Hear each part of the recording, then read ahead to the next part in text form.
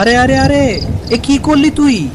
সারাদিন খেটে এসে ভাবলাম একটু ভালো করে খাবো, সেটাও কাদায় ফেলে দিলি। তোর এই কাণ্ড আমি আর সহ্য করতে পারছি না। আমাকে মাফ করে দাও গো, এত অন্ধকারে কিছুই দেখতে পাইনি। তুমি তো জানো, রাত হলেই আমি চোখে ঠিক মতো দেখতে পাই না। হ্যাঁ হ্যাঁ, ওই একই কথা।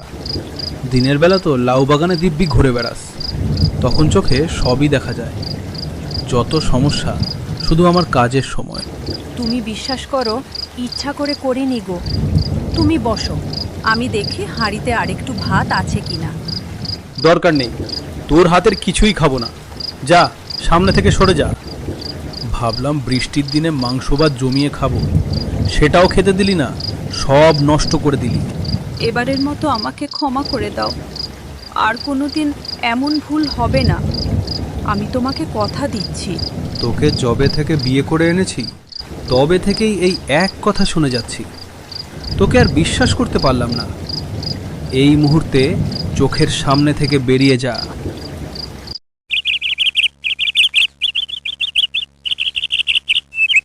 ওগো শুনছো, একবার এদিকে দেখো। কাল রাতের বৃষ্টিতে লাউগুলো কি সুন্দর হয়ে উঠেছে। আজ বাজারে নিলে ভালো দাম পাওয়া যাবে। হ্যাঁ, তা তো হবেই। এখন তো গ্রামে সবাই বলে, ওই যে লাওয়ালির স্বামী যাচ্ছে। আমার নিজের নামের আর কোনো দাম রইল না। তুমি এমন বলছো কেন? এই বাগান তো আমাদের সংসারের জন্যই। এখান থেকে যা আয় হবে তা তো ঘরেই আসবে। আমাকে জ্ঞান দিতে আসবি না।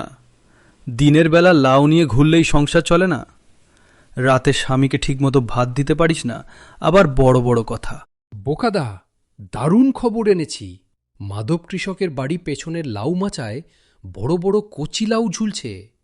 বাজারে এখন দারুণ দাম, রাতেই তুলতে পারলে কেল্লা ফোতে। আমরা একেবারে বড় লোক হয়ে যাব রাতারাতি। আরে ধুর, মাধবের বউ তো সারাদিন ওই বাগান পাহারা দেয়। হাতে নাতে ধরে ফেললে গ্রামের লোক আমাদের চামড়া তুলে নেবে। আগেই আমাদের রিপোর্ট ভালো না গ্রামে। সেখানেই তো আসল খবর। লতিকা রাতে কিছুই দেখতে পায় না, সূর্য ডুবেলেই চোখে শুধু অন্ধকার দেখে। রাতে গেলে সামনে দাঁড়ালেও চিনতে পারবে না। মরিস কি? তাহলে তো সোনায় সোহাগা। আজ রাতেই অভিযান হবে। চল, আগে দুটো বস্তা জোগাড় করি। বস্তা দিয়ে কি করবে ওস্তাদ? ওরে গাধা, বস্তা না নিলে লাউগুলো কি মাথায় করে নিয়ে আসবি নাকি? সব কটা 1 নম্বর ছাগলের মতো কথা বললি। আমি একটু মুখসুখু মানুষ তো দাদা, তাই জন্যই মাঝে মাঝে এমন উল্টোপাল্টা কথা বেরিয়ে যায়। ওসব কথা এখন বাদ দে। রাতে চুরি করার জন্য প্রস্তুতি নিতে হবে।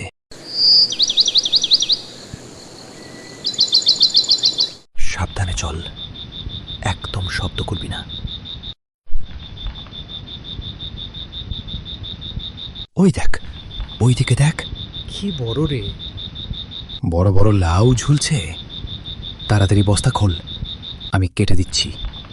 একে একে সব লাউ বস্তায় ভরে নে, তারপর এখান থেকে কেটে পড়ব। বৌদি না দেখুক, কিন্তু মাধবের কুকুরটা তো সবই দেখে। আমার কিন্তু ভালো লাগছে না। যদি এখানে ফিরে আসে তাহলে বাঁচতে পারবো না দাদা, বড় বিপদে পড়ে যাব।